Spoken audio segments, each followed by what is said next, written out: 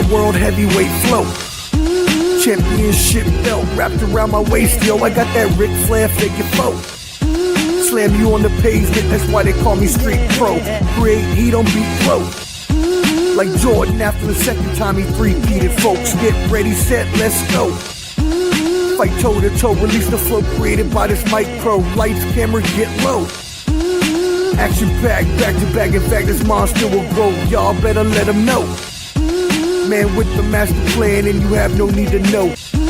You came prepared, now get ready for the show. Introducing the Ballin' Bud 703 Boys Crew, Clubber D, Dirty Mojo, Shane Peach, and the Sports Professor. Welcome to Sunday Showdown.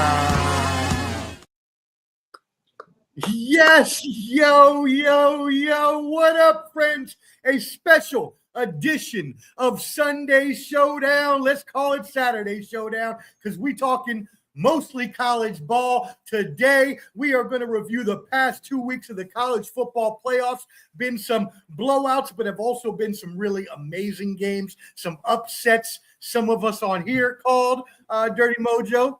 And so we got a lot of things to talk about. We are happy that you joined us. Make sure you hit that like button, whether watching now or on the replay. Helps everybody out here in the algorithm. Also, make sure you hit that QR code up top. It will take you to all Ballin' Buds socials. Make sure you subscribe at Ballin' Buds, BALLANDBUDS. As well, you'll find Clubber D's YouTube and TikTok up there at that QR code. You can find Dirty Mojo at Dirty Mojo on Instagram, and you can find Shane Peach at Peach-O-Mania on Twitter for all the Bears fans that still want to harass him. And a happy new year to everybody. We hope everybody's been blessed as this new year has been started. I personally will dedicate this one to my grandmother. May she rest in peace. And as well, I'm going to the Amanda Serrano fight tonight. Me and my pops are. It's going to be an amazing time. Late. 12 o'clock main walk is late, but we're going to try to stay up as best as possible. We're ringside, so hopefully that'll keep me awake. Clubber D, what are your thoughts on anything going on this week, New Year's, all that good stuff? Oh, man, it's weird. Today feels like a Sunday. We're just talking about that. We got to kick it back in gear, get back to work on Monday. Hopefully everyone had a great New Year's. The games, was it on Friday? I think the TV was watching me most of the time, but they were. I'm glad they weren't that great until later. But we're here to talk about it. Let's go. There you go, Dirty Mojo. How was your New Year's and holidays? My New Year was pretty good. Actually, I'll tell you like this, man.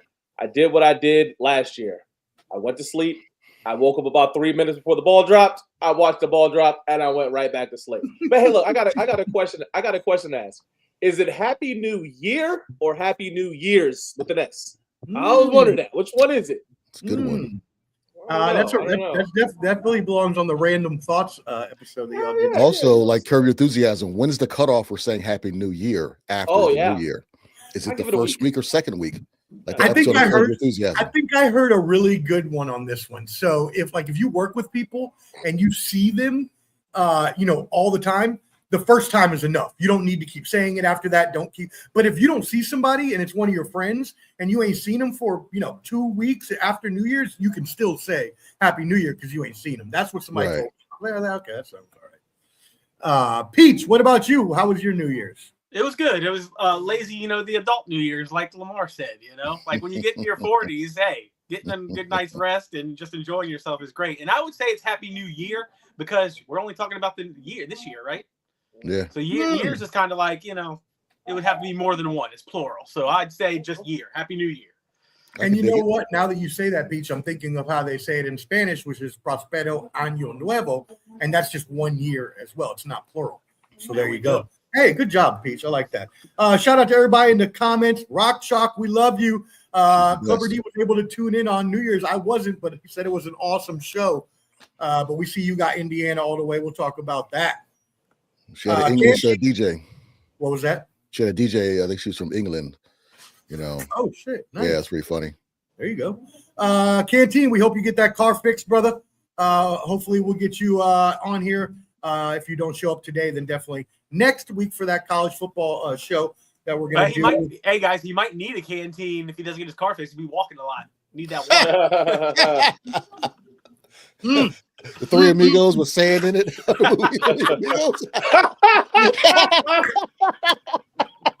Oh, shit. Oh my God. Oh shit. Oh Lord. I can see it. I can still see that shit, bro. Damn. Oh man. Remember, he's going into jail. He's trying to get. I'm gonna watch that shit now this weekend. Oh, I appreciate that. Yeah, I'm gonna go watch that shit, man. He's dying of thirst. He's chugging off.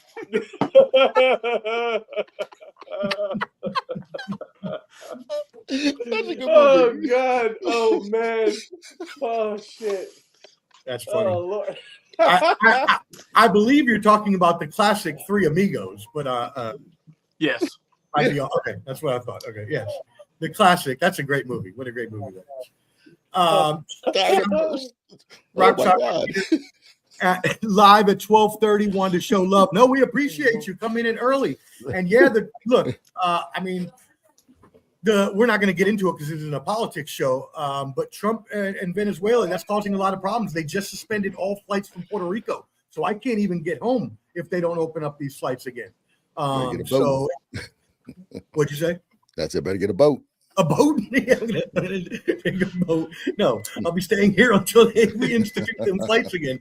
But yeah, it's pretty crazy. It's getting crazy in this world. Y'all better calm down. Yeah, my cousin just joined it. He's an infantry in the army. He's with us right now, but he has to go back on Monday.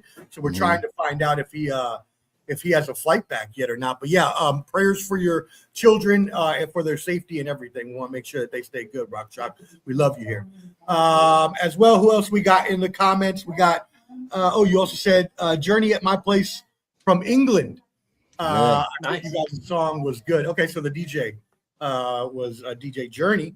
And then shout out, let's see, I was not okay with Iraq either. Hey, a lot of people did not like that war. So, but it's whoever's in charge makes those decisions, and unfortunately, we have to deal with it.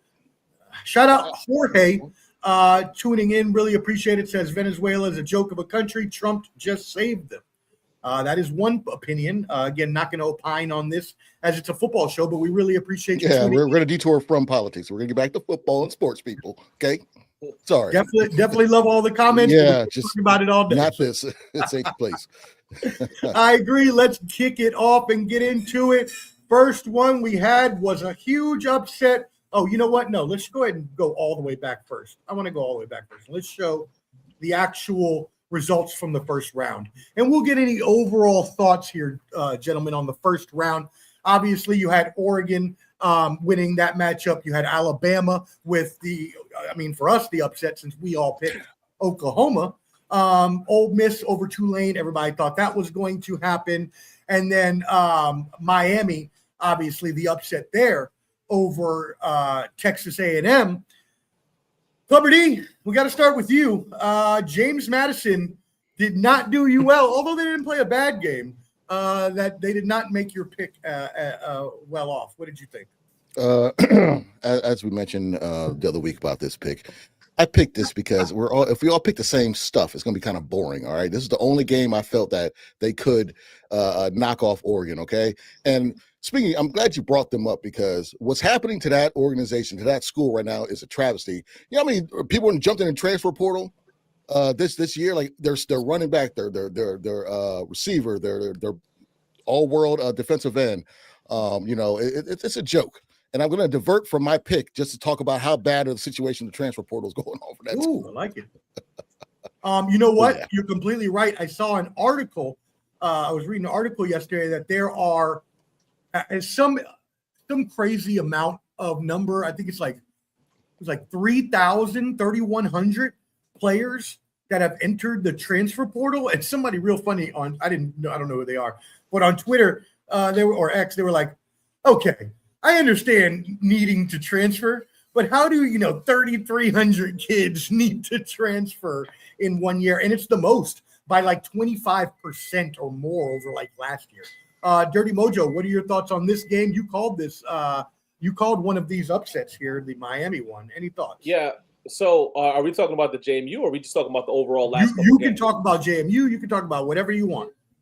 Well, I will say this: even though Dion was the only one that picked JMU, I think all of us kind of were cheering for JMU to win because we're from Virginia. Yeah, and actually, it was pretty funny because when Dion picked that pick, the next pick he had picked Oregon to beat them, and I was like, that was your chance to have JMU going up against Signetti. You know, the team that he left to go to Indiana to play. Like, you should have done that, but he didn't do that. I was thinking about it. I think too hard. But when they spotted Oregon 34 points in the first half, and then they did play better in the second half. Unfortunately, you can't go against a Power 4 conference team like that, like Oregon, who has the experience, who has the 4 and 5 star players, and expect to win that game.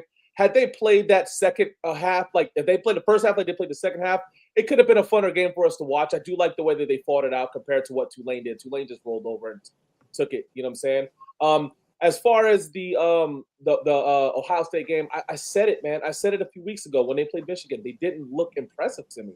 They weren't a very impressive looking team to me. Michigan was a young team, and they kind of like went back and forth. Now you do know that is their arch rival, so it's going to be a little bit of head banging going on there. But I thought Miami would have had the more experience as far as the quarterback was concerned in the playoffs. Mm-hmm. Right, I thought he was going to have the most experience, and that defense is just swarming, man. I mean, they've had what was they said 12 sacks in the 2 games. That's fucking unreal, bro. That's unreal. It's unreal. Now, I do have one young man that actually plays for Miami that I coach. His name is Brennan Burton. So I'm cheering for Miami to go all the way just for those guys. Wow. I message him all the time. He messages me, thank me for reaching out to him and everything like that.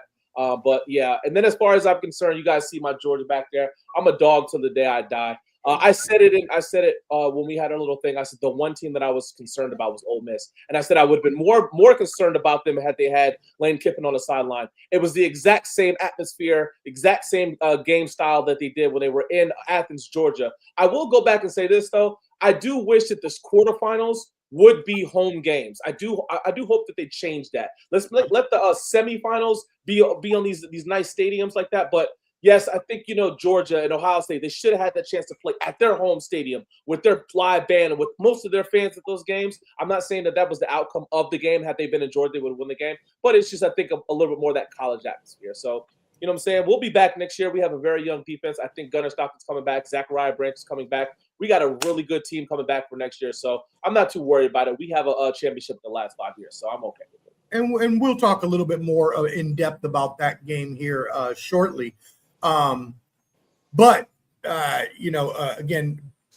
as I mentioned last week, and you just reiterated that it's not just that you're playing in your home field that you should have earned throughout the season, right? But it's also that the teams that won the most games and were the best are the ones you're giving the buys and aren't even getting that chance. And they should be the ones that are getting the home game since they were the best teams in the country, as you mentioned. So I agree there, and that should be something that's changed. It's a neutral field, and I saw somebody, because I'm in one of those Facebook things. Somebody said that there was more Ole Miss fans at that game than Georgia fans. Not that matters. I mean, it's in the Cotton Bowl. Whatever. It does. Well, it's Texas. They were in where were they at for that game? They were in. It wasn't Dallas. Cotton was in. Let me see. Well, it was the Superdome in Louisiana, New Orleans. Yeah, it's because Wisconsin's quicker and closer, Mississippi. All right, so let's take another look at this bracket, Peach, and we're going to come to you on this one. So, any thoughts on these first round games here that we had on the left side? I don't think anything surprised me. I mean, of course, there was technically upsets, but things went like I thought they kind of should. JMU, they were overmatched. But, I mean, like I said, I agree with Dion. We picked that from the heart. He picked it from the heart. Virginia guys all on this podcast. Yeah. So there's that. I think Miami's defense is what's really surprising me, man. Like, I knew they were good, but, man, they are looking killer. And you asked me a question on Sunday Showdown. Who do I want my Commanders to draft? Did you not? And I was like, I haven't really thought about it. Ruben Bain would be my guy. Oh, yeah. We need to jump a few. We still need to jump a few spots. But that guy is a monster. And, that's my answer. This weekend, if things go right, we can jump up a few spots. That's my guy. I would love that pick for anybody's team. That dude is going to be a beast in the NFL. So again, taking a look, one more look here. I'm not going to add too much to what the gentleman had to say. It was pretty straightforward on these games. We did all pick Oklahoma. I was a little surprised Ty Simpson played better than I thought he would after I ran him down a couple weeks ago with all them stats for the past couple games. He proved me wrong, and he came out and they beat a really good Oklahoma defense, which is what we talked about and which we thought was going to be the key. Unfortunately, it was not here. I do agree with you, Lamar, on the Miami experience thing that was mentioned and how that has been, really effective in advancing them in the tournament with, Ruben Bain and I'm missing out on the quarterback's name right now for Carson Beck. Yeah. Are all these other players that they have that are experienced players? Well, that was the thing. If you watch a lot of commentary going on for the week, they just said Carson Beck just don't lose it for him. He just can maintain the game, and he has that experience to do it. Because the game against Louisville, it wasn't his fault that they lost that game, but the game against SMU, he threw 4 or 5 interceptions. That was the game that he lost that game for them. So he went in there. He didn't lose the Texas A&M game. He kept it regular. He didn't lose the Ohio State game. He threw for 160, 165 yards and a touchdown. That defense was just smothered. Julian Sayin couldn't do anything, man. He could not do anything against that defense. It was smothering. So what you're saying is he is a game manager at the next level. I think we would be able to say at this point. I mean, he's not even going to be. He has the ability to be a 250, 275 yard, a touchdown or 2 touchdowns interception type guy. Okay. But when you have that defense that they have, you don't have to be that 275, 2 touchdowns to win a game. Just don't be the 250, 2 touchdowns and 3 interceptions guy and lose by a field goal. You know what I'm saying? So that's what he did against Ohio State, and they had a game plan for Ohio State. I mean, Ohio State. I think it was another game where Ohio State only had 30 yards rushing. They couldn't do nothing. And then they had 100. I think what was it? Miami had 165, 100 something like that rushing up. It was crazy, man. It was crazy. Yeah, I mean, Miami has played so well in the playoffs, and we will talk about their upset here right now. A huge upset. Wow, I don't think many people saw this coming. Yes, we talk about the experience, but Miami 24 over Ohio State 14. Now, I did see something posted again on the X that someone had posted, and they said, so Ohio State beat their first opponent by whatever, it was 10 or 7. They beat their last opponents by 7 and 3 or whatever it is. I don't know the exact amounts. And he said in between that, they beat a bunch of cupcakes. So how powerful really was Ohio State? And can these bigger conferences, well, we know they can. It's a kind of a rhetorical question, but these bigger conferences can buy their way to better records, which may allow for defeats in the playoffs like that. Peach, what are your thoughts? We'll start with you, Miami and Ohio State. Yeah, man. Like I said earlier, Miami's defense just seems like a beast right now, especially. But hey, how great has this playoffs been? I mean, this is exactly what the committee wanted, right? We have 4 new teams, man. We're gonna have a new champion, and that's exciting. Like I said, as far as Ohio State, they might have been a little overrated than everybody thought because, like you said, the cupcakes and whatnot. But, it is what it is, right? I mean, they're always going to get the votes if they have the record that they have. And it is what it is, and that might be the flaw of this thing. But, adding more teams worked so far, gentlemen. This year has been pretty damn good. So let's talk about that.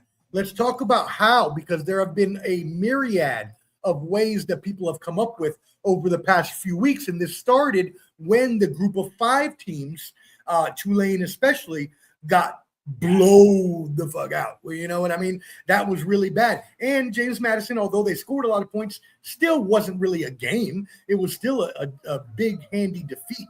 And so a lot of people, in their opinions, were saying, don't mind my uncle up here, were saying that do the group of 5 even belong in the playoffs? What can we do? Do you have do you add teams to add more parity, but also bring in teams that are maybe less qualified? Do we go back constrict to 8 teams, leave out a group of 5, let them have their own playoffs too, is another idea I saw out there. Dirty Mojo, we'll start with you on this. What are your thoughts? Anything on how to fix this system or what you would do next? I like the group of 5 being in there. I don't want to get rid of the group of 5 because then you will diminish that side of the football field. They are Division I single A. They have the ability to do the things that they can do. The problem is that the Power 4 conferences are too big. They have to separate the Power 4 conferences into two, like they used to be, SEC West and SEC East, and let those teams play each other so that they can have a true champion, not whoever has the best record, right? You got to do it that way. I think the Big Ten has, 18 teams in it, and they don't play each other. They don't all play each other. So it kind of looks like a way that's like, are these teams really as good as they are, and those teams really as bad as they are? The Power 5 is good for me. I would change, the only thing, like I said, I would change is that, hey, let's separate these conferences back again so that you have the leader of the SEC East, SEC West, the Big Ten East and West and stuff like that, so that we have a true champion. Other than that, if not, it's going to be the same way. These guys are going to they're going to have to schedule cupcakes because they got to play a certain amount of people in their division. But how can you just go based off of, hey, we have the best record in our division, but you might have played the bottom 7 in the whole SEC or the bottom 7 in the whole ACC? So it's not really a fair fight. I don't like. Now we say that, but we all know the SEC and the Big Ten are the 2 conferences no matter what. That's the standard. And yes, they have some sorry teams, right? Me and Peach both know Maryland and UCLA, not great, right? They're in the Big Ten football teams, not great, right? So you're going to get cupcakes along your schedule, but they're still, those cupcakes are better than most mid-majors. But Omar, here's the thing though. With the whole thing with the NIL deals, and now these kids can start to get paid a little bit more money. We talk about this in the NFL. The number one goal in the NFL is to do what? To win your division. Sure. Get to the dance afterwards. If you know that I have to just win to get to the championship game out of 7 teams or 7 teams in my conference, in my division, I have a better chance of getting to that area. If I know that I got to go through 18 and it's gonna it doesn't work that way. Like hell, shit, I got to be top 2 of 18 instead of top 1 or 2 of this. It doesn't work. I don't like that. I like the fact that give them the opportunity to say, hey, we can win this division. We can win our division to play again in our division in the SEC championship, ACC championship, Big Ten championship, Pac-12, whatever, Big 12. So got to split them up, man. Even if they did it in 4, it wouldn't bother me because you're making it a way that these guys can all have a true number 1 team. Not like, for instance, Alabama shouldn't have been in this shit, bro. They shouldn't have been. No, I go by it now. Notre Dame should have been the team in there, and Alabama showed that they should have been in there, and they weren't good. They were not good enough to do it. But that's going back. That's Notre Dame's fault. Get your ass in the division, and you would have been in this. I disagree. I think Notre Dame should not have been in. They had a 43 ranked strength schedule.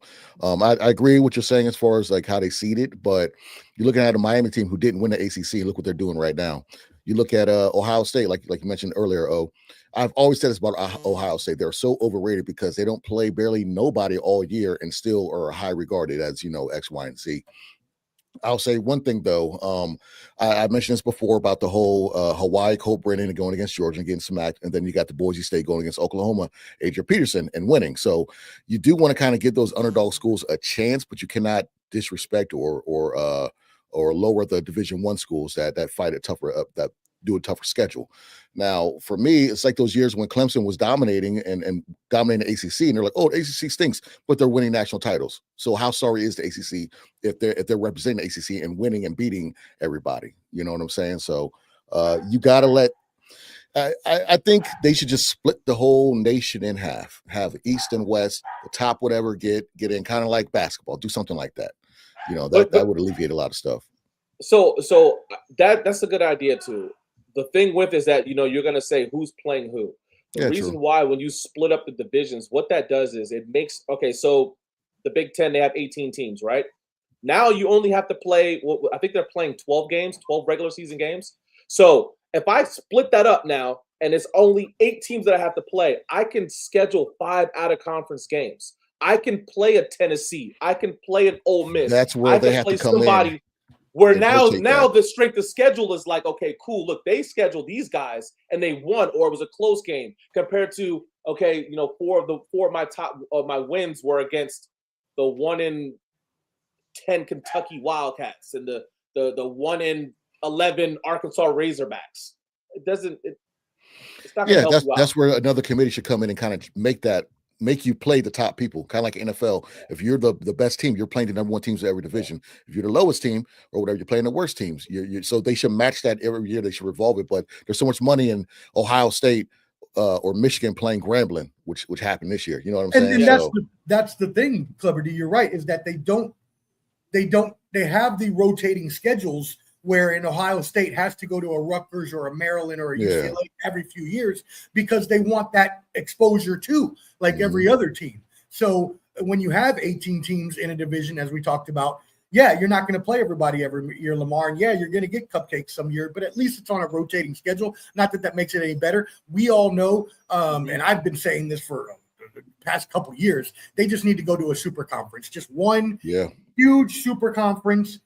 32 teams, whatever you want to make it, have the best teams in there. Maybe it even gets to, Chip Kelly said at one time 64. I think that's ridiculous, but you can see it getting to that era where it's going to be a super conference type of league. And let's get to some of these comments, Peach, and we'll come to you after that. But I definitely want to shout out Champ Ross, who and Clever D were going back and forth on this, but they both make great points.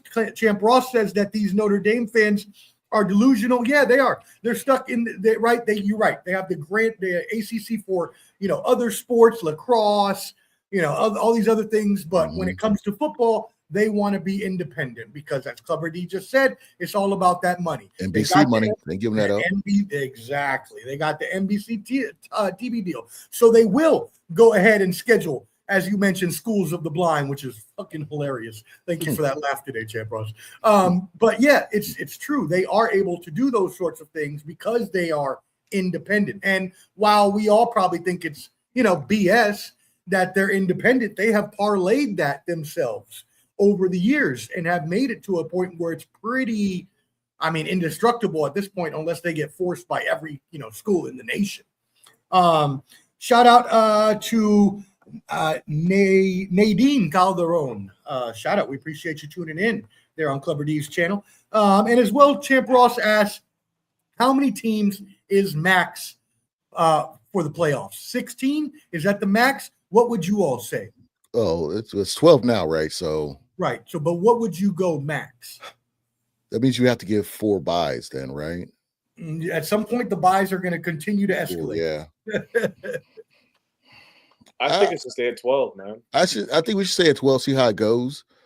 Because if a new school, obviously new school is going to win this year, that's just that's sweetening the deal to get more exposure to those other schools and prove that it's not going to be the Alabamas and whoever's dominating. So 12's fine, but I wouldn't mind 16. Okay. Beach, Dirty Mojo, any thoughts? I like 12. And I'll keep this short and sweet with my thoughts on this. I like everybody's ideas, but here's the problem. And I'm going to bring up how we're old again. This system has changed a billion times since we've been kids. And there's always a complaint. So it doesn't matter how you change it, guys. Yeah. Somebody else is going to complain always down the line. So we're always going to be here, regardless of how it's changed. There's going to be that 17th team that got left out. Like, I got left out. Like, damn, motherfucker, you couldn't be in the top 16. Yeah. Damn. How about you win all your games? You get there. You change it to Dion's way, and then all the teams that are like on the lower level are going to bitch, right? Like, it's going to happen. I say keep it the same. It's been great this year. I enjoyed it. It was great. It was. Here's something that I do believe the NCAA for football needs to do, though. They have to get rid of preseason rankings and stuff like that because you're ranking teams like South Carolina. South Carolina was ranked I think 8th at the beginning of the season. They only won 3 fucking games. Yeah. So get rid of that shit. Let's go with the whole.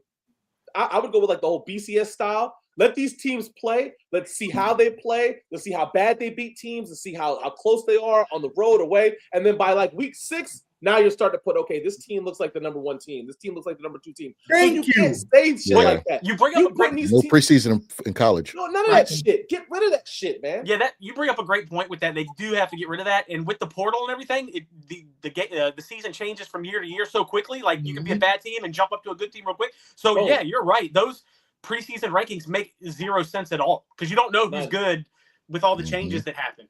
That's right.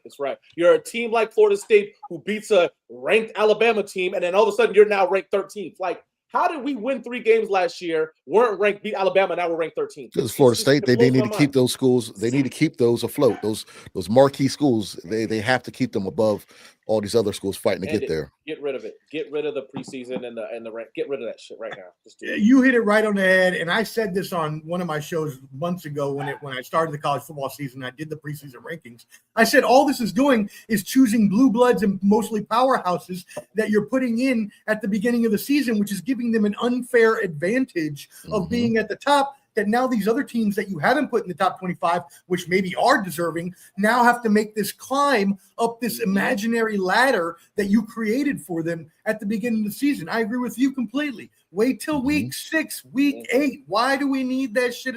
There's no reason for us to have it. It's nothing more than just decoration. You know why? It is. Because it is. we're starting. It's called ratings. We started season off with Ohio State versus Texas, number 1 versus number 3 or something like that.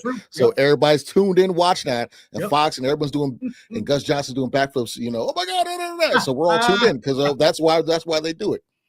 And especially if you're not the number 1 team in the country. I mean, you could be the number 5 team in the country, but be the number 2 seed in the in the college football. So what's the difference now? What's the point now? I don't know what Miami was ranked at the end of the season, but they were the 11th. They were the 10th, 11th seed. Okay. Yep. I think you do this system one more year. See how 12 teams does. If the group of 5, let's say, gets another 2 teams in somehow, which I fucking highly doubt that's ever happening again. But let's say they do. And they were both to get blown out again. We might see some changes, maybe even some I would honestly, if you're gonna ask me to expand or contract, I say contract and go back to 8.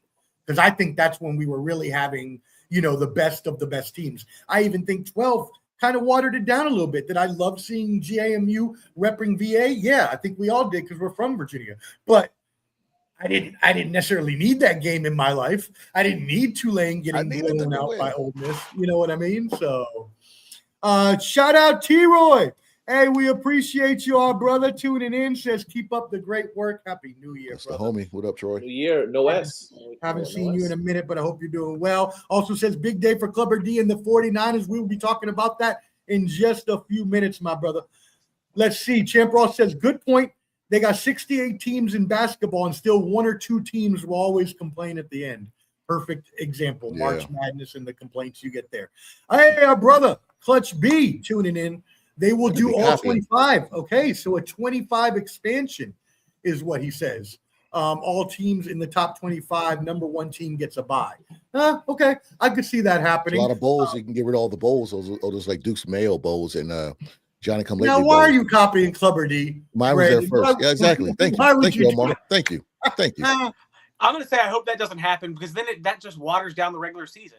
And just like that guy brought up with all the teams in the college basketball tournament, the regular season stinks. Who watches the regular season legit in college basketball? Nobody really cares until the playoff because of that reason. Well, the big games, you'll watch a Duke, North Carolina, Michigan State. You'll watch those games, but the other ones. Yeah, and I try to catch at least UCLA and Maryland game. I'm not saying nobody's going to watch them. I'm saying it just waters it down. No, I agree. Yeah, I do agree, Peach, because what would happen if, like, okay, I'm the number 11 seed, and I could say, well, I don't need to start this guy this week because we're gonna, even if we lose, we're still in the top 25, we're in the playoffs. So I don't want this guy to get injured. It does make it makes those teams have to fight harder to try to get in there. Keep it low, don't expand that shit harder, higher. You know what I'm saying, to let more teams in there. I'm good with the 12. Just figure out how we can have the right teams in there, not the wrong teams in there. Right. Yeah, and then T-Roy says 16 is enough. Yeah, I don't think I would ever want to go more than 16. Even if you did get the super conference and did 32, 40, whatever teams, you would still. Now, I don't know. I just think, like, I love my brother Brandon. I just think 25, I agree, Peach. I think that waters it down. I think that's too much in terms of the playoffs. Champ Ross, I think with the portal, there will always be 1 to 2 schools to come out of nowhere every year, like North Texas or James Madison. You're right. As we've mentioned on this program plenty of times, and Dirty Mojo just alluded to, with NIL, now the parity is extensive, right? Teams can buy their way in. We're going to talk about Texas Tech getting blown the fuck out in a second. Texas Tech spent some of the most money in the country on NIL and ended up with 0 points in the playoffs. So just because you have the money and you spend it, which most of those Texas teams do, doesn't necessarily mean you can buy wins in the playoff. You still got to actually win. You can buy a team, but you can't buy continuity. Yeah, exactly. Canteen says 16 is good, but adjust the Army-Navy game instead and play the playoffs after the season ends. I don't mind that. The Army-Navy game is cool because it does have its own kind of weekend to itself. Mm-hmm. So I think that should stay like that just to honor our military and veteran. Agreed. But I don't disagree with what everything else we said. Portal is a difference maker. Yeah, of course. I don't think any of us would disagree with that. I think it's the biggest change we've ever seen. They got to change that shit. With the NIL and transfer portal. Yep. Any final thoughts on the NIL and transfer portal, y'all? I think they should. They need to change it. Move the dating. Like Lamar mentioned before. The coaches. That stuff's not announced till after the season. Also, as a Tech fan, Virginia Tech, they got a donor of $20 million out of nowhere. I'm like, where the hell were you last year? We had nobody. Like, where's this money coming from? How they're doing this? And these kids are saying, if I'm at Virginia Tech and I'm entering the transfer portal and I'm going to visit a Maryland, a UCLA, a Georgia, and Virginia Tech, I just want more money. All it is just redoing your contract. You go back to the school because you're getting more money. They need to kind of, I don't know. They got to change that. They got to do something. And to your point, Dion, I mean, what about this Ole Miss situation now? That proves that the date needs to be changed 1,000,000%. Yeah. They're in the Final Four, and they had to get rid of their coach because he's moving on. It's unbelievable. Yeah, the dates need to change. All the dates 100%. 100%. As far as the NIL and the transfer portal is concerned, to me, I'm okay with the transfer portal because if a coach can just leave at the end of the year, I think a player should be able to go to, especially if he's not getting a lot of burn. And they're bringing players in so much. If you guys remember, now in college football, they have, I think it's 108 scholarships. They can only have 108 players on the team. Where in the past, you could be a bigger program with 130, 140 kids, but you were only given, I think it was 75 or 85 scholarships, and the rest of the kids were like walk-ons or they were paying their own way to school. They could earn their stuff. So now everybody on a team has a scholarship, right? The thing that the NIL is going to do for people is it's going to get players on certain teams, which sucks because you're going to figure out these kids that are really just in it for the money, and they're really not, like in it to like get better. And Kirby Smart says that. I'm not saying it just because of, they're my team or whatever, but I think I said this last week where you have the number one receiver in the country from Florida chose Syracuse.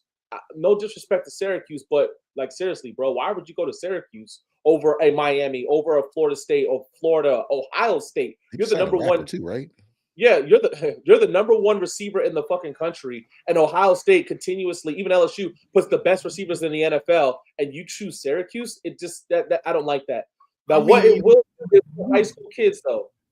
High school kids are going to be able to start attending because you're going to, with the NIL and the transfer portal, there's not a lot of high school kids that are really good that are going, well, not really good, but they're, 3-4 star guys that aren't getting picked for these big schools. They're going to start going to those mid-major schools, the North Texas, the JMUs and stuff like that. And they're going to get the ability to start.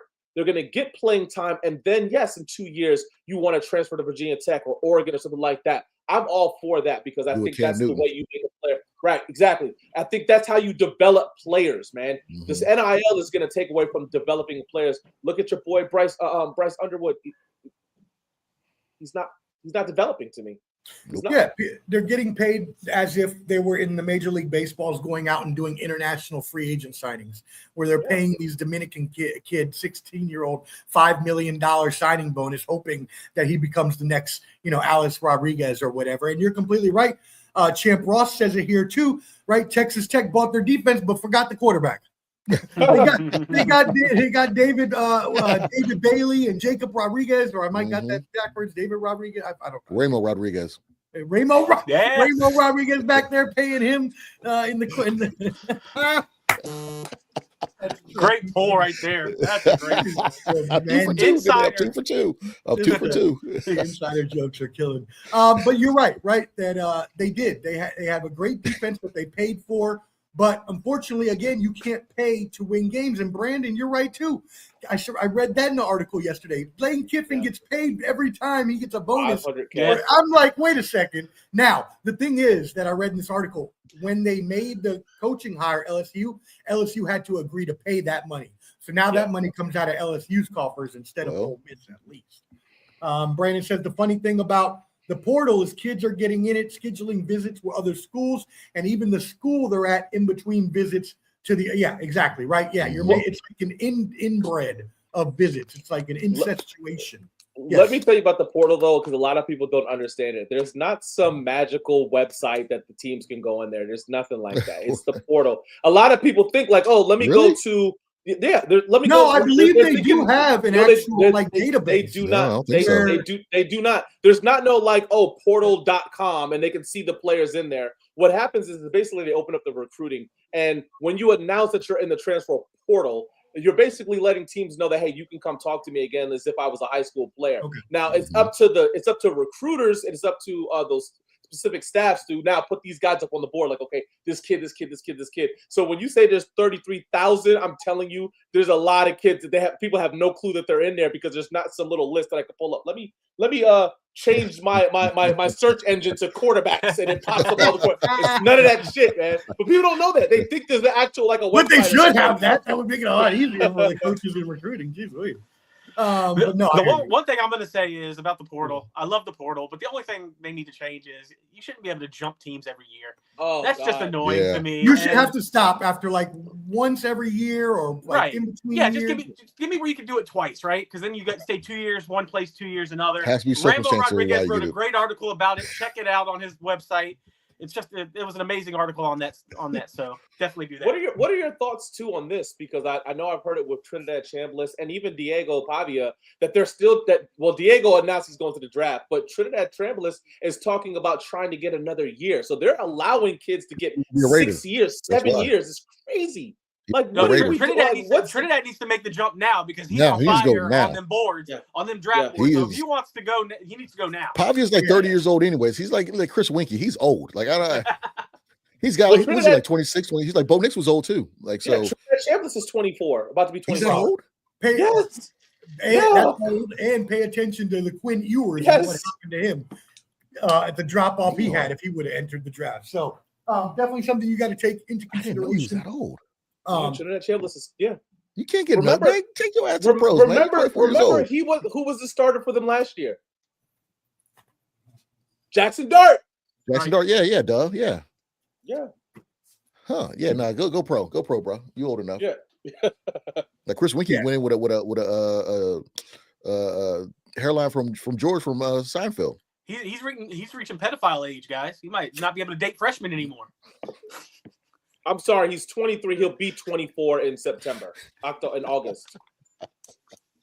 Oh, Jesus Christ. I don't even know how to respond to that. I think there should be a 2-school limit, and once you commit, you have to stay a minimum 2 years before being eligible to transfer. What are your thoughts on that? Unless there's some weird circumstances, like some the coach type of hating or something like that. So if the coach gets fired, I'll say coach fired also. Like that. If there's a family problem, like Clubber D said, if there's something like that, that's understandable. You got to go back for your mother, something your father, against you versus school, something like that. I'm with you on that. But if you're just switching schools every year just to switch schools because you want to, now I do have one thing that I just thought about while I was about to say that. What if you're going from JUCO to D1, or let's say you went JUCO, D2, and then D1? Would that be allowed since you're moving up levels? I think it's think of it like Scottie Pippen's wife, how she changes men and the quality of the men. Okay, what is happening today? She went from like Michael Jordan's son, and now she's talking to Dennis Rodman's son or somebody like that. She's just flip flopping, So it's all about levels of dustiness. You could be a Division III, go to a 2, or Cam Newton went to a black college and then went to a Division I again. So he shouldn't have to wait out a year. You know what I'm saying? He should just do that. I didn't know we were getting a Pippen's wife reference on the show today. But she had called me the other day because where else is she gonna go? Just like Britney Spears, all them dusty girls women that are famous and dusty and dating lower. I'm next. Hey, Miss Pippen, I'm come cream down, the dust. come down to Tell number me. 30 right here. Yeah. Division 30 right here. Division Division 30. right here, yeah. 30. Slide in her DMs, Dion. I think you got a chance, bro. Hey, Slide in there, bro. Slide in there. She get up to 3 items on a $1 menu and counting a drink. Come on, I got you. Oh, Yo, man. my Can't you- man. Yo, my man. Hook up with 2 pieces. You heard me, the Martin 2 pieces. Once they hit the wall, they come to me. It's over with. That's 43U right here. 43U. Oh my God. And He'll the let you W. pet Bronson. I'm telling you, he'll let you pet Bronson. Come on Yeah. down. Come on in. Shoot. Canteen has a good point. Caden Salter is a good example. He went from Liberty to Tennessee and to Colorado. Now, that's 2 D1 schools there at the end, so I do get what you're saying. I think actually Colorado to Tennessee, but I get it because Dion is But he's there. going to UPS next. So that makes sense. What is his draft potential, Canteen has? Anybody have any thoughts Did he on get this? benched? I mean, he's not ready. That's for damn sure. Yeah, he ain't ready. He ain't ready. That's my I know that. Well, Um, hey, so I looked this up. I mean, you got to look at the player like TJ Finley. 7 times in the transfer portal. 7 times. Georgia State. What were the teams? Yeah, TJ Finley. Auburn, redshirt, Texas State, Western Kentucky, Tulane, Georgia State. And he's in the transfer portal again for the 7th time. Oh, you know what? Yep. Christ. Dirty Mojo, you obviously are a Georgia fan. I remember I was reading an article the other day about a kid from Georgia who apparently had signed. They said he signed a contract, but then he wanted to go somewhere else. And now you have a lawsuit going on with this So kid.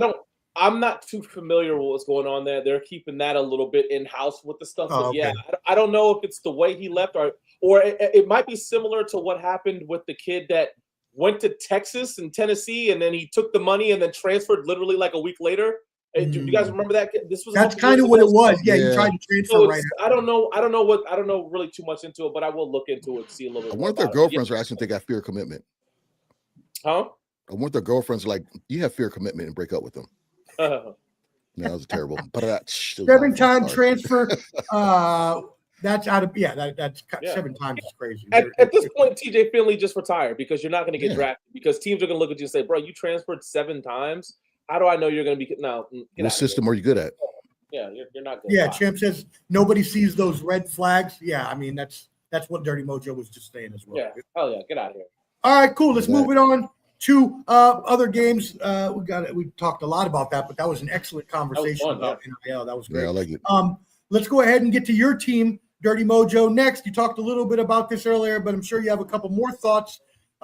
Old Miss coming in with the new coach and beating your Georgia Bulldogs in a amazing game. 30 points between both teams in the fourth quarter. Old Miss was down, 24-12, and ended up coming back to win this game. What are your thoughts, sir? Well, I mean, for me, like I said a little earlier, it goes back to the Georgia game when they played them in Georgia. It was just that fourth quarter was just a fun, amazing fourth quarter to watch. I don't want to take anything away from Ole Miss. Ole Miss is they are a good program, and the coach that they have is their defensive coordinator. He was able to do some things to kind of stifle Georgia here late in the fourth quarter. The one thing I want to go back on is the 4th down play where the injured player for Ole Miss kind of, we had rushed the punter on the field, but then with the injury, they kind of put the offense back on the field. They weren't supposed to snap the ball. It was supposed to try to get them to jump off ball. So it was some miscommunication. The coaches got to do a little bit better. Kirby Smart said that they got to do a little bit better of the communication because at that point, that's when Ole Miss went up 34-24, something like that. It was quick, like the real quick one like that. I said it in the original thing that Ole Miss is a really good team. Their only loss was to Georgia, and Georgia had to score 17 points in the fourth quarter to beat them. They're a good team. I wouldn't be surprised for them to go all the way and actually win it. I just thought that without them having Lane Kiffin, that there was going to be a lot of outside noise. There was going to be a lot of distraction. There was going to be a lot of questions in the locker room when they're having their meetings with the media. That kind of distracts the players, but. Hats off to them. They went out there. They played a fantastic football game. Georgia played a fantastic football game too. It's one of the games where, hey, the players lost. The thing that I will say, though, is Ole Miss better win it this year because next year looks bleak for them because a lot of kids are jumping ship for them. I don't think that they will be as good next year as they are this year. So with Trinidad Chambliss, go out there and win. I do believe Miami's going to win it, though. I'm sorry. I want Miami to win because, like I said, I have a player that I coach that plays for them. But I'm not mad at the Bulldogs, man. They went out and they fought. I do want to see those quarterfinal games be home games at their stadiums, and also not taking so long. It's been a month since Georgia played. We'll come back next year. We'll reload. We're going to get transports. And I can say this. I do believe that Gunnar Stockton's going to come back. I do believe that Zachariah Branch is going to come back. So, I mean, we're going to have a good team. And that defense is young. We have a really young defense, which we're losing Dalen Everett and I didn't need to say his name. Number 3, our linebacker. I think we're losing him to the NFL draft. But I think we're going to still be a good team right here. I mean, Georgia and any blue blood like that at this point with NIL is going to be in the race every year. So I don't expect Georgia to ever have less than 10 wins going forward, honestly. But let's talk about Ole Miss, because you mentioned Trinidad Chambliss earlier, 362 yards passing. Ole Miss drops 473 yards over Georgia's defense. And maybe that's something that does need to be fixed in the transfer portal, as Lamar mentioned. What are your thoughts on this game? Let's talk about the fourth quarter, because that's where this game really got ramped crazy. Up. Yeah, man. And we talked about earlier, Chambliss is just jumping up draft boards. He needs to leave. Yeah. If not now, you're not going to leave. You're not going to have definitely. I will say this about your Bulldogs, Lamar. You got to score inside the 5. That's where you lost this game. You got to score when you get there. They had a chance to win at the end. They had to settle for a field goal, which gave Ole Miss the ball back. And then the defense gives up the big play. It's over after that. But yeah, hell of a game, hell of a fourth quarter. I have nothing else to say about this game. It was great. It was fun to watch. But yeah, definitely Ole Miss, I agree with you, needs to win this year, because they ain't doing nothing next year. Everybody's leaving. And that's the one thing about losing Lane Kiffin. He's a dickhead and all that stuff, but he can recruit. He definitely can recruit. So, Trinidad Chambliss' best bet is to win this championship and get the fuck out. Glover D, what are your thoughts on this game? Hey, the cliche, don't believe me, just watch. Trinidad killed it in the 30, was it a minute and a half span? Those 3 big plays he did back to back to back was phenomenal. I actually hit my brother up on IG. He was like, hey, that might be y'all's quarterback, because, he don't watch college. But, his stock is very high, like Peach mentioned. And also, I was going to mention the same thing. You got to score. You cannot kick a field goal right there. Right. But when you're Georgia, you can't do that, man. It's on the, and that whole punt, whatever, that little miscue, like that shouldn't happen with Georgia. That should not happen with that high caliber of school like that. You guys are top tier of just about everything. You know what I'm saying? A boo boo like that happens in like high school. So I was shocked that was a thing. But Ole Miss, I think I predicted it jokingly in our group chat, and also I think Brandon said like Alabama win by 17 because he's an idiot. But I wouldn't mind seeing Ole Miss win it all. You know what I'm saying? Because they were always like that team that was always there, but not all the way up there as far as the SEC. And to see them actually getting over the hump and making some noise in the playoffs, I wouldn't mind seeing them actually go all the way. Them or Indiana. And one other thing about this game, officials, y'all need to get it the fuck together. I know sometimes we have to go by the rule book and we got to do everything legit.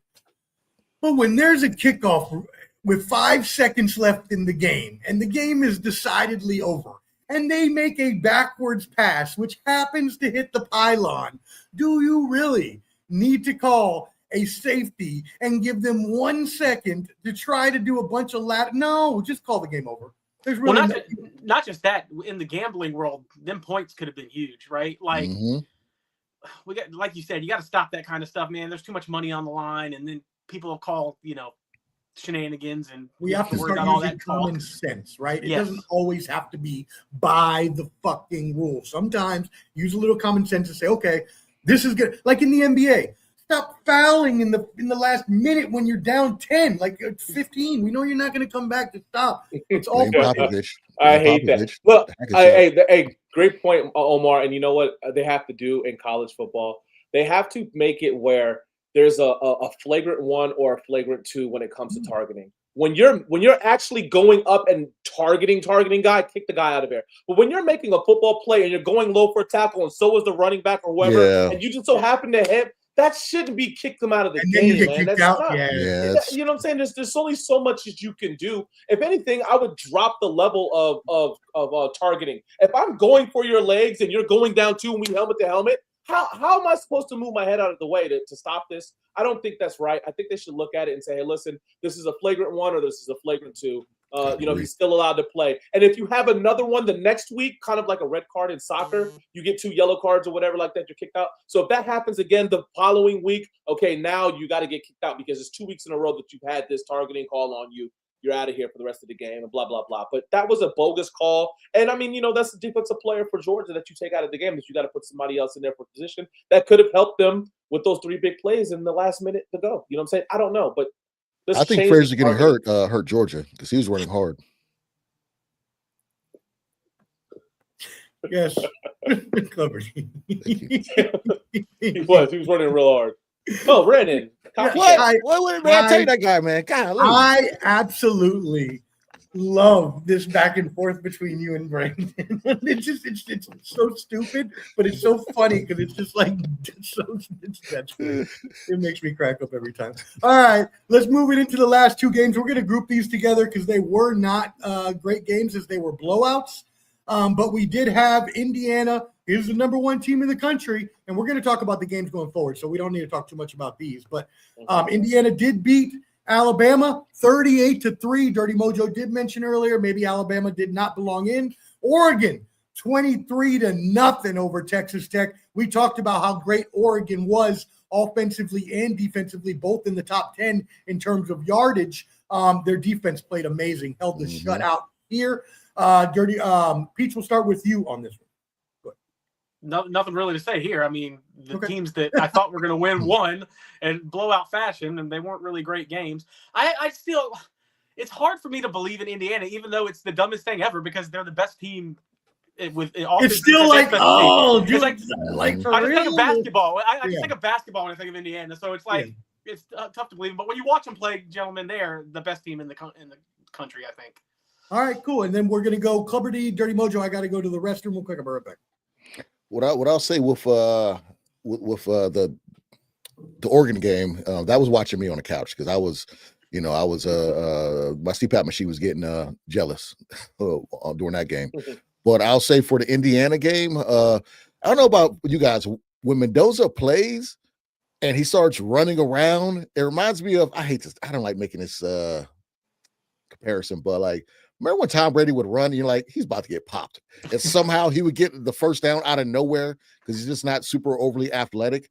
That's where I see when Mendoza kind of scrambles around. But I'm a fan of Mendoza. That kid is good, man. And I love their coach's story and how he came from JMU, and they're still a good school. And then now what he's done so far in Indiana is just, out of this world. I want the underdogs to win now. You know what I'm saying? I had them going to the finals and losing to Georgia, but I'm going to use my my sports almanac and go back and kind of change history.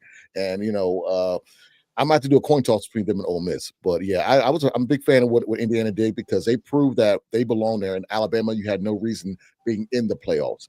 Okay, you don't beat them, you put belt to ass, as Lamar would say. Yeah, Lamar, what you got? Yeah, Alabama shouldn't have been in the playoffs. I mean, it's evident that they were not a good team. They didn't play very good football at all. Yeah, they beat Oklahoma the week before. I mean, come on, man. Alabama embarrassed the SEC in this game against Indiana, and Indiana is a good football team. I mean, they surprised me. I knew that Indiana would win, but I didn't think they would win like that. I mean, it was not fun to watch that game. I thought Alabama's coach DeBoer was going to try to take the Michigan job. There was a lot of talk about that shit. So then when Michigan hired the one guy, I was like, oh, he's still going to stay there. I think Alabama loses a lot of recruits because this is another four loss, right? They had 4 losses this year. Last year it was 5 losses. They got 9 losses in 2 years. It's him, the coach. I think a lot of kids are going to jump ship. They're going to not want to go to Alabama. They're going to pick other schools like LSU. They're going to pick other schools like Georgia. They're going to pick other schools that they can go to. As far as the first 2 games, I was very disappointed in Texas Tech. I had said that when I had watched them in their championship game, they were all over the place. They were a gritty team. I thought they were going to play a lot better, but you guys said it. They put all their money into their damn defense. They didn't put anything into their offense. Their offense was just so stale and stagnant. Going forward, though, Indiana beat Oregon in the beginning of the year, and they beat them by 10, right? 30-20, right? game was a good game. I think they outscored them in the fourth quarter to kind of get that win. It's going to be a really good game now on a neutral site. It's hard to call it, man. It's hard to call it. I think Oregon can beat them. I think they can. Indiana, obviously, the way they played against Alabama is going to be the favorite in this. I would go. God, I want to. If we go to picking the scores, come back to me, man, because it's. Can I pick a tie? Can they finish in a tie? Because that's going to be a fucking good game.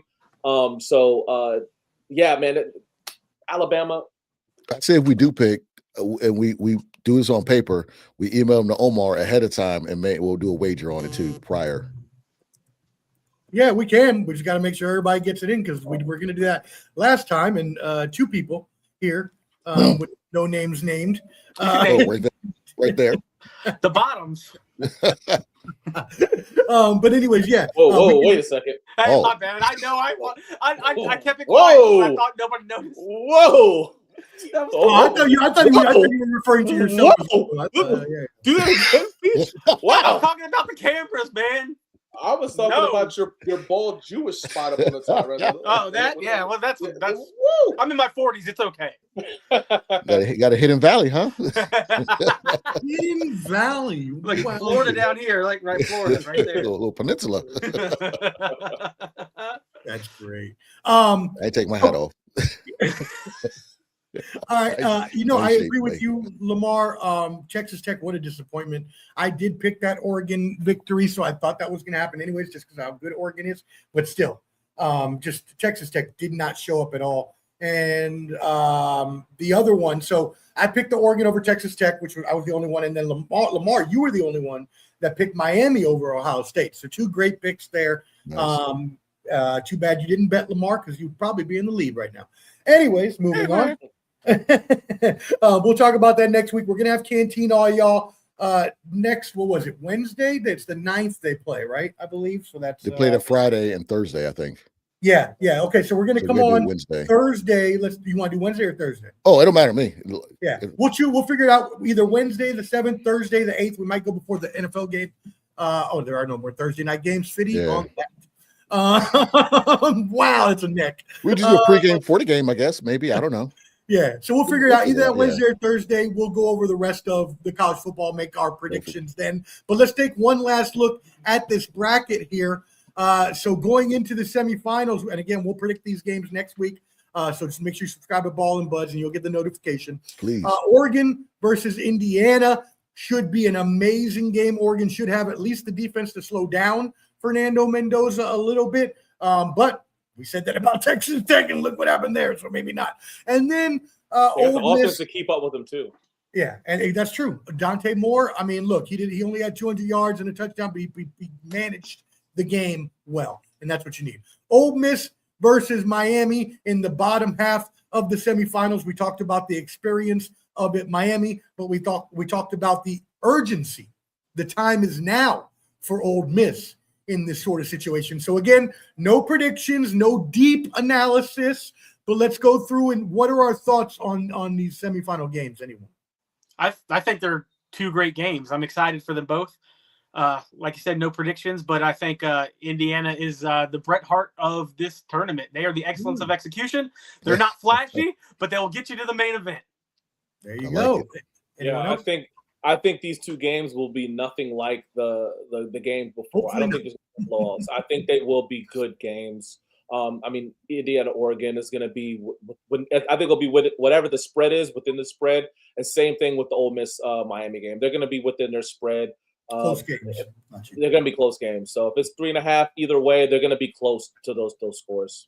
It's going to be a good. It's going to be a good semifinals, man.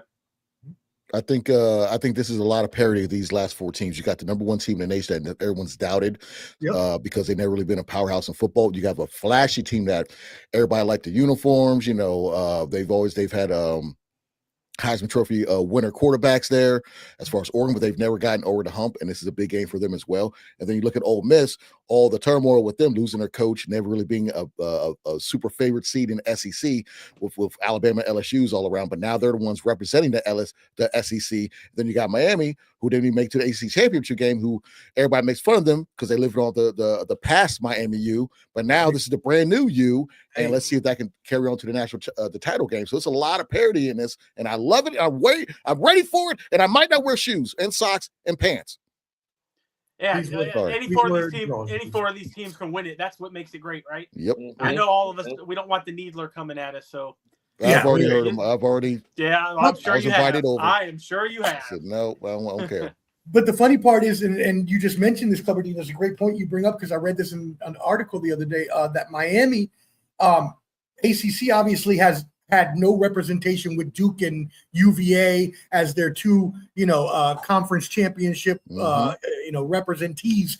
That Miami came out of nowhere, and Miami's winning all this money now for the ACC. Every time they move to another round, more money is paid to that team's conference. Yep. So all these teams, for instance, Oregon and Indiana have earned, double for the Big Ten essentially, while Ole Miss and Miami have earned singular payouts so far for their conferences. And but either way, respect the ACC as a Virginia Tech fan. Respect us. There you go. All right, cool. So again, next Wednesday or Thursday, subscribe to Ball and Buds, BALLANDBUDS on YouTube. There'll be a notification, handy QR code up there. You can find our socials, Instagram as well. We'll post about it. We will predict these games, go into a deep analysis, and as well, we'll talk a little NFL then too. But we still have NFL to talk about today. Let's get to some comments that we missed here. Fanbo Podcast 3638. We appreciate you tuning in. Thanks, brother. Says Fernando Mendoza or Trinidad Chambliss. I want my Raiders, fellow Raiders fan, to draft Trinidad Chambliss. This is what I'll say. I like the skills of Chambliss. I think he has a good skill set that could be molded in the future, sort of like a Cam Ward type, something like that you may be able to, develop in the long run. The Raiders are going to draft Fernando Mendoza. There's no way they do not draft Fernando Mendoza. They're already saying around the organization that he resembles Tom Brady. And since Tom Brady is now a part owner, they want to pick someone they think will, be a pocket passer and can develop like Tom Brady. So that's already the rumor going around the Raiders organization. They could always change, but I can't see it being Chambliss. If it was going to change, I could see it being Dante Moore. Or if you do what I want, trade down. You have the number one pick. Trade down, get 2 firsts and 2 seconds, build up the offensive line, and then worry about do the 1 year prove-it deal for Kyler Murray, like I said. Let Pete Carroll coach 1 more year. If it falls off the rail, who cares? And draft again next year when you'll have 2 firsts and 2 seconds next year. That's what definitely. Look, I said it about Mendoza. I don't want to hate on the kid. I think he was the 25th passing yards in the country. Heisman Trophy, I don't think he should have won the Heisman Trophy. I think the kid from Ohio State or even that running back should have won. It should have been Mendoza. But you also got to look at it like this. I don't know how well they sell tickets, but who's going to put tickets in the stadium? Who's going to sell those tickets? I don't think Mendoza is the guy that's going to sell the tickets. You trade back. You get yourself some guys that can that you can draft for the future, but. You said maybe even the Rodriguez kid from Texas Tech. We need a linebacker. Yo, bro, you said develop in the Raiders in the same sentence. Yeah, that's true. Sorry, I apologize. Don't do it. Mendoza, his last name. My team don't people can rally behind him. A lot of Raiders fans are from Hispanic, from Oakland and LA. Mendoza, they'll back. You know what I'm saying? They'll represent, and I think that might not be bad. I've been talking about this for weeks, right? I just don't like this quarterback class in regards to NFL football, right? Like, it just reminds me of like the Kenny Pickett deal, the Kenny Pickett year. Oof. And I think it's a little bit better than that. Don't get me wrong, but it's a tad better. Taking them at number 1, I agree with you, Omar. Trade down, get a ton of picks, go into next year. You have multiple firsts. You can get your quarterback then. You can fix your line. Because what does it matter if Dion talked about Mendoza running? You're gonna have a quarterback running for his life, yeah. With your offensive line. Yeah, that's true. And he can't run. Move. He can't move. So yeah, that's the best bet. And when you have that number 1 pick, somebody's going to trade up for a quarterback that needs it, right? Like you're almost guaranteed a trade down. Arizona. Yeah, I mean, Look at you're guaranteed. look at the last 5 years, right? The number one quarterback taken. If you put all the 5 quarterbacks that were taken in the last 5 years, Mendoza doesn't stack up to any one of those guys. So he's not a number one fucking pick. He's not the number one pick in the draft. If you want to take him in the first round, I don't mind it, but I wouldn't take him first overall pick. Right, Trade like back, develop some stuff, get him at 11 or some shit like that. He's not the number one pick in the draft. He's not the best player in college football.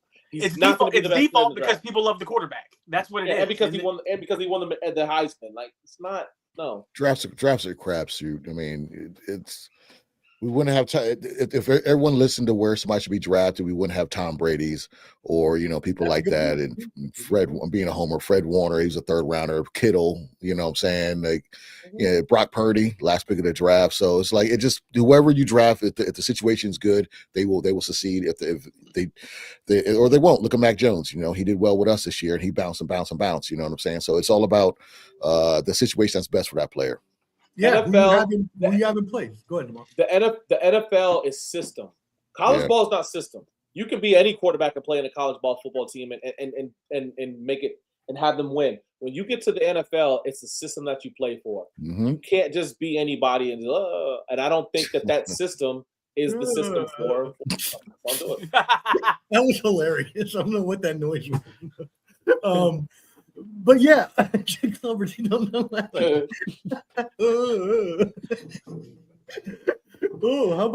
about Clubber D's predictions? I'm sorry, another inside joke. Oh, we got him going today. I just got it. I was wondering. Oh my god. That was one of my notes. Fambo says I got Ole Miss to beat Indiana in the national championship game. Hey, as Pete said, it can be anybody here. Says I got Indiana to beat Oregon, Ole Miss to beat Miami. Yep. Hey, thank you for the subscription. We appreciate it. Make sure you subscribe to Clubber D's YouTube too, at Clubber D. Yeah, come on over. Let's see. Hey, Pops, shout out. Love you. This one was for you, and I'll see you soon, brother. I love you. Amanda Serrano tonight. We're going to do it. All right. Yeah. Let's see what else we got here. Holly Holm on the undercard too. Woo, that's a great card. Yes, sir. Fambo says the Jet wants Fernando Mendoza. We can trade with them. The Jets. Interesting. Okay. That's true. I mean, the Jets are quarterback needy, so that's one team you would trade to probably. And by the way, you wouldn't have to drop down that far. So that's a bonus. That's what are they number? No, they're going to be 3 or 4, right? Most likely. Yeah. Yeah. Brandon says drop down in the draft, use money on O-line, get draft picks, take the linebacker. I don't know about Mac Jones. I don't know. I already said that. Get this guy out the chat, man. Why is Malik Willis, very, very low key as the low key, yeah. He has been playing amazing under Matt LaFleur. He played in 3 games this year, has like a 70% completion percentage, has ran for like 300 yards. So Malik Willis is part of what you just said, Lamar. He was developed in a good system, right? At first we had him where he kind of flailed out when he got his first chance, and then he went to Green Bay, and now he's under a Matt LaFleur system that has allowed him to thrive. Shout out to Liberty.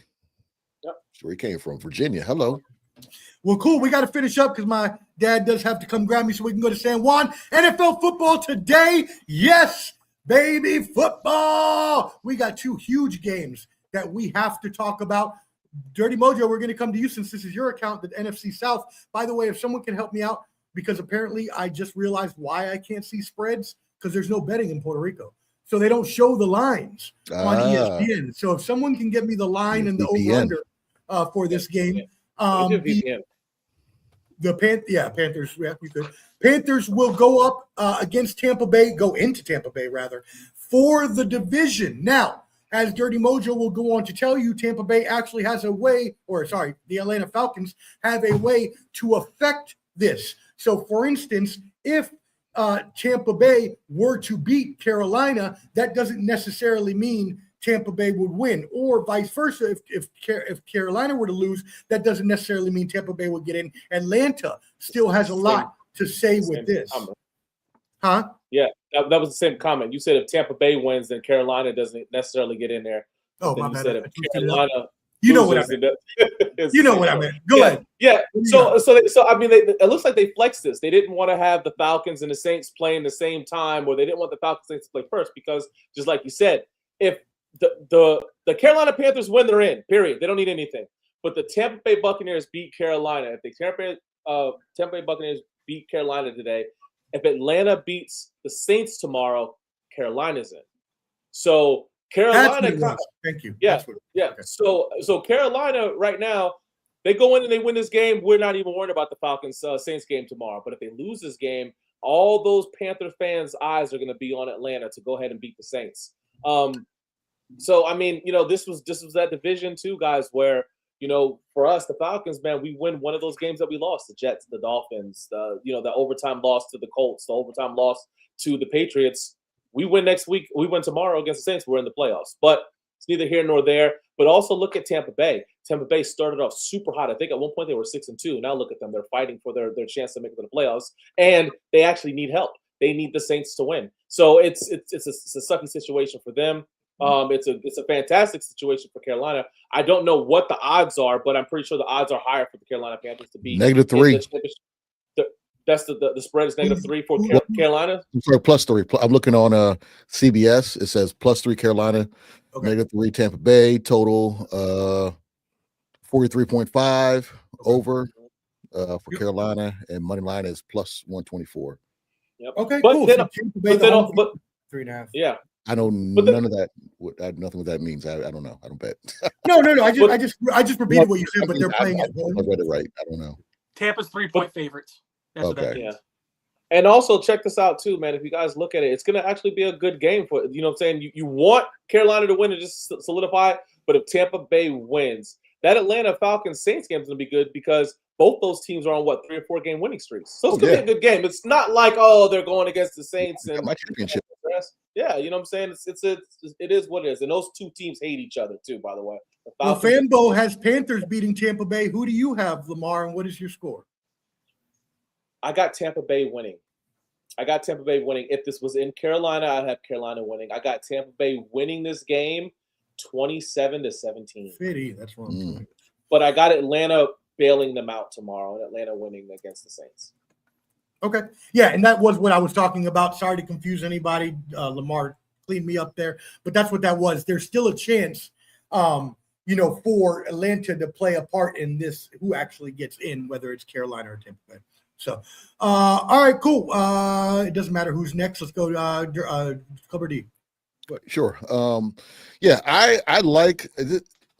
Okay, first I'll talk about Atlanta versus the Saints. I'm gonna go with the Saints because I like what Atlanta did last game, but Kirk Cousins didn't do much. It was all Bijan and the terrible defense that the Rams were playing towards the end of the game.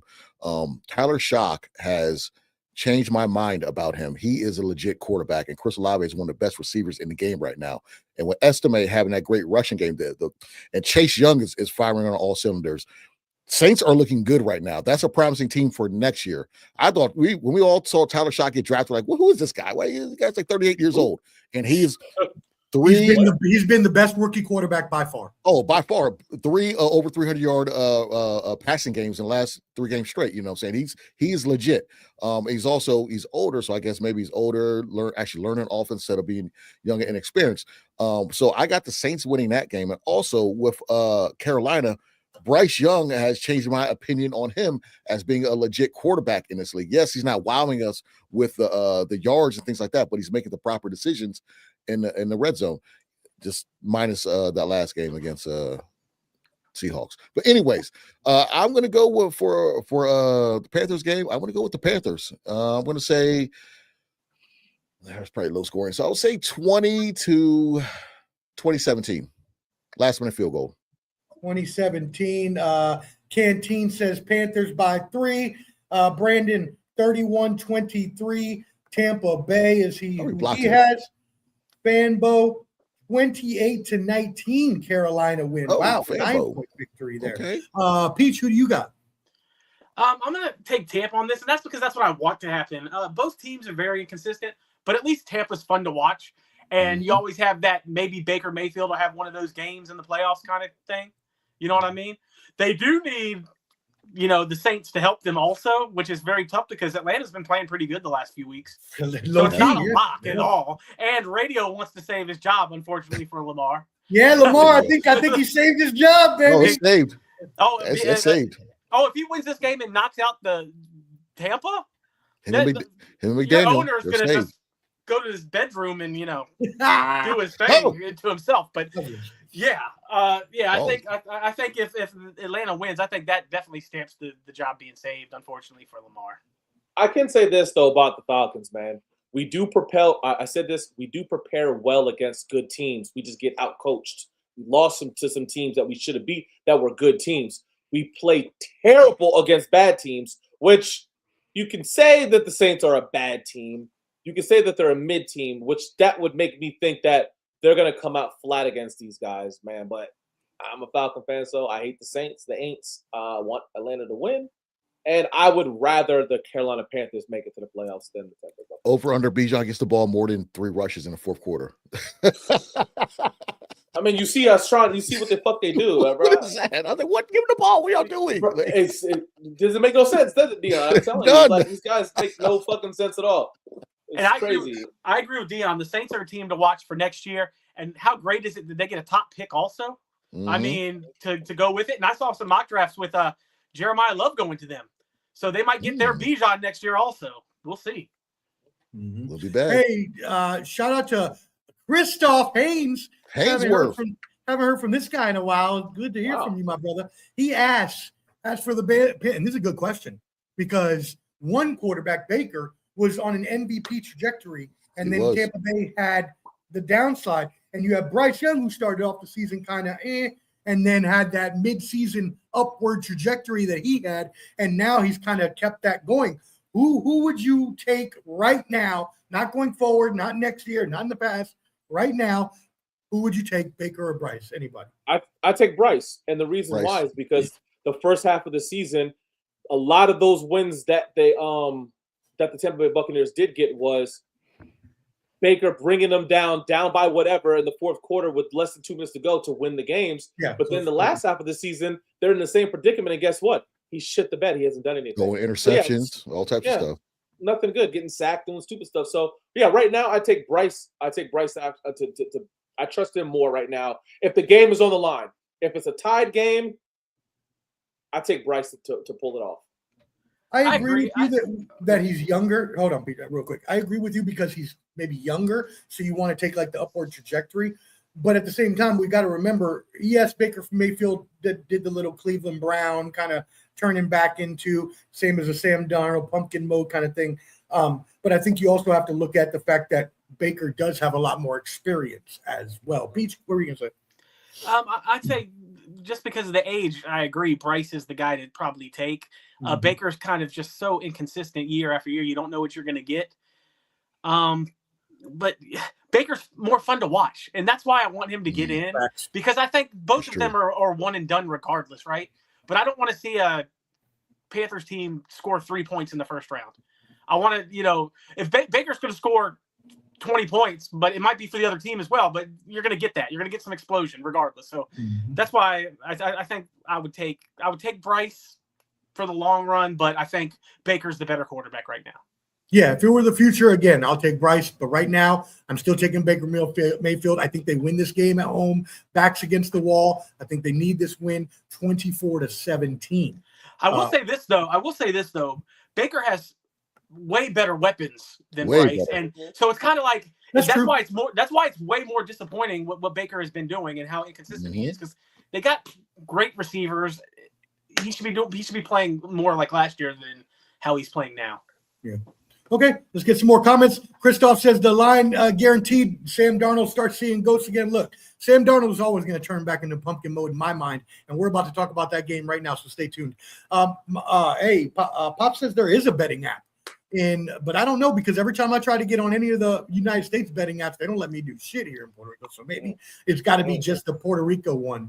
That's operating. I need to check that out though, but all right, I'll check that out. And then we got Chris says Baker with injuries still playing and fighting. versus my kid brother threw it. I don't even know what that means, You Chris. didn't have a kid, brother. I mean, Some kind of, huh? he doesn't have a brother.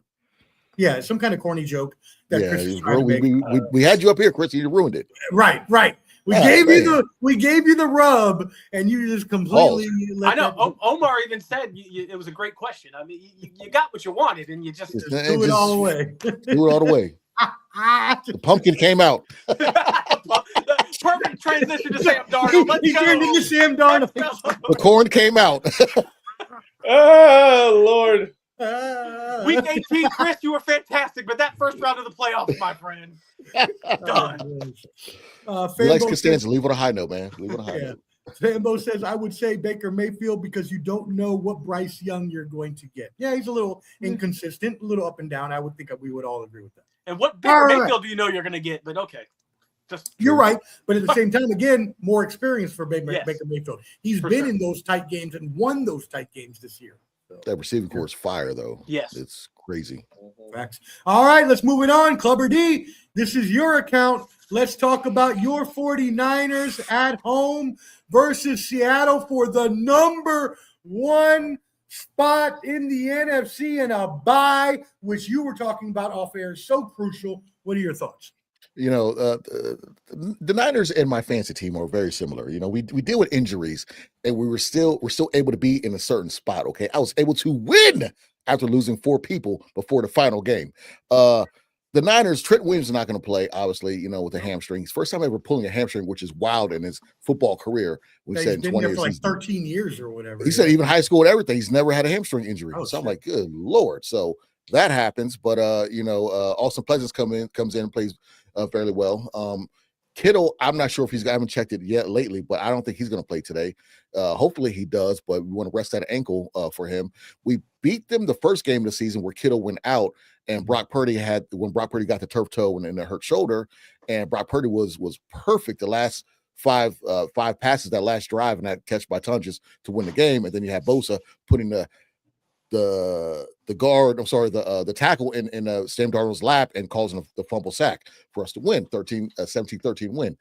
If you look at Sam Darnold, the last few games, he's only had 9 touchdowns and 9 interceptions. He's not been playing well. They're down to their 3rd string, I think, right tackle, I believe, right tackle or left tackle, 1 to 2. The Niners don't sack much, or we're the worst in the league at sacks, but we at least get pressures and get you off get you out the pocket. I think that's what they're trying to do. They have the best receiver in the game right now. The Niners are going to have to just contain them. Okay, we probably can't stop them. We proved that we can score touchdowns with Brock scoring 10 touchdowns in the last 2 games. Since we're at home, I'm going to go with the Niners. It's going to be another high scorer. I'll say 42-31. Wow. Very high scoring game. Just to let y'all know, I did look it up. According to ESPN's Nick Wagoner, he asked Kittle. Kittle absolutely expects to play tonight. Says he feels fabulous, in a great position to get the number 1 seed. Obviously, we won't have confirmation, so anybody that's still playing in a fantasy league that goes to the 18th week, or for your betting purposes. What is wrong with your life? Why would you play in a league like that? What? Yeah, I don't know. That's the same people that have like 16 teams and two quarterbacks, and man, eat something, man. Facts. Clubber D, can you look up the over/under and line on this game while we get to Dirty Mojo? Dirty Mojo, your thoughts? Probably the best game of the week, and obviously because of the outcome, what it can do. To go, I don't know, Dion, if the loser gets what spot do they get in the playoffs? I'm not sure what the spot they get. Be honest, they would drop down to 5 because each of the division champions get 1.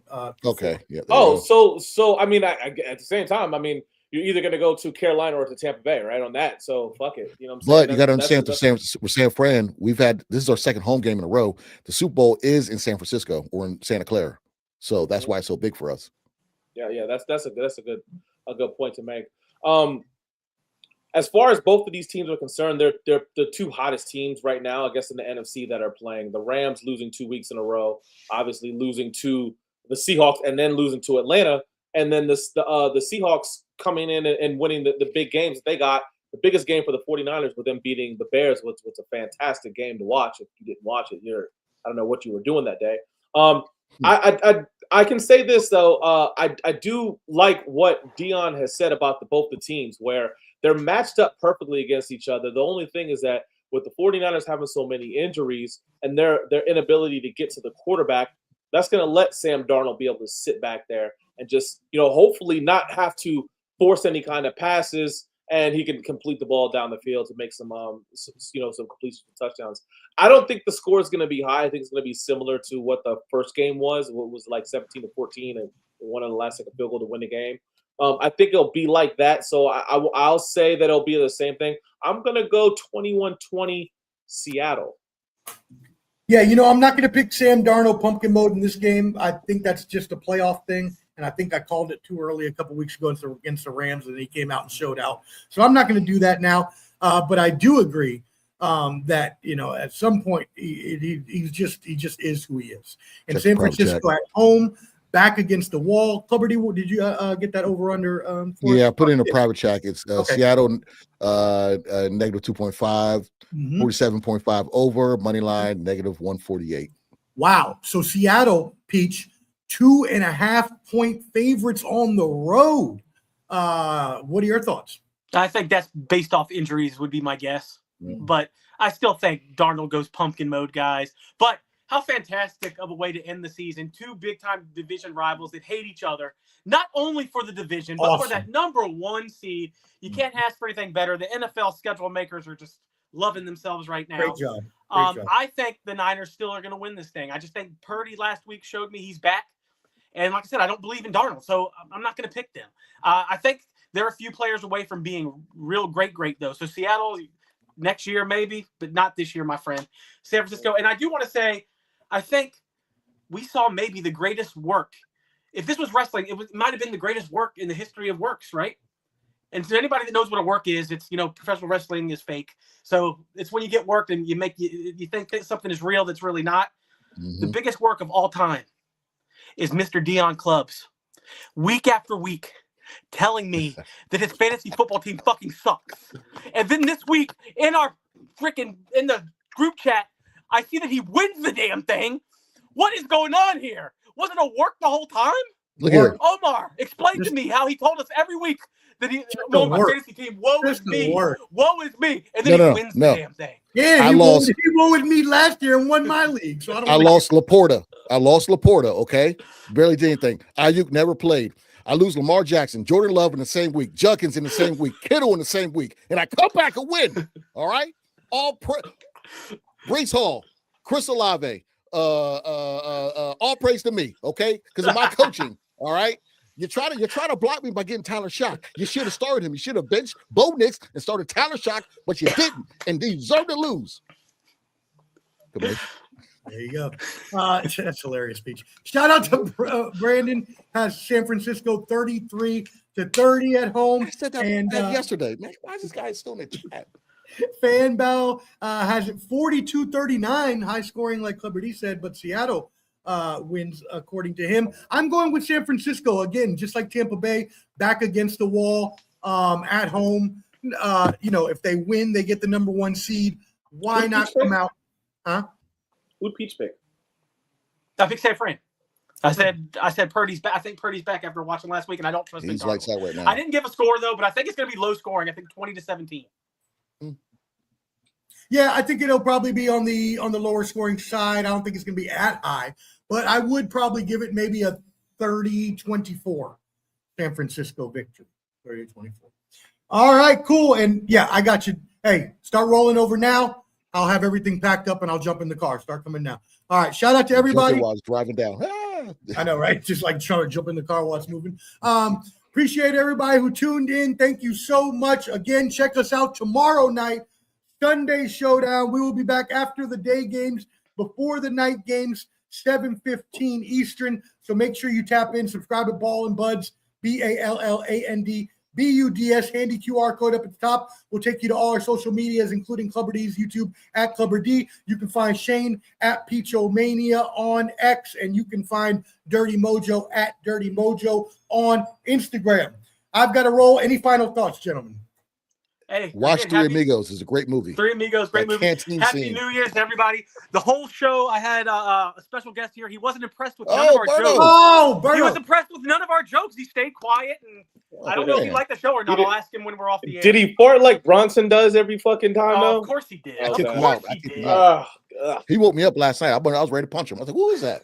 Man, smelling like that." Jesus. Happy Good New dog Year to all. We really appreciate y'all tuning in as always. Everybody that subscribed, thank you, Fambo. Y'all tap in with Fambo Podcast and everybody else who came in. Hey, our brother Chris Haynes showed up for the first time ever. We love Hainsworth. that. Love to see you, Canteen. We'll see you next week as well. The dog didn't hear good enough. That's funny. Thank you for that. Anyways, yeah. So thank you everybody for tuning in. Really appreciate it. Catch us tomorrow, Sunday Showdown next week, college football, and we are out. Bang bang Niner gang.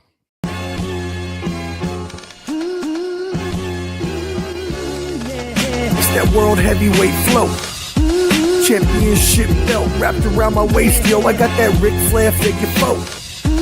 Slam you on the pavement, that's why they call me Street Pro. Create heat on beat flow. Like Jordan after the second time he three-peated, folks. Get ready, set, let's go. Fight toe to toe, release the flow created by this mic pro. Lights, camera, get low. Action packed, back to back. In fact, this monster will grow. Y'all better let him know. Man with the master plan, and you have no need to know.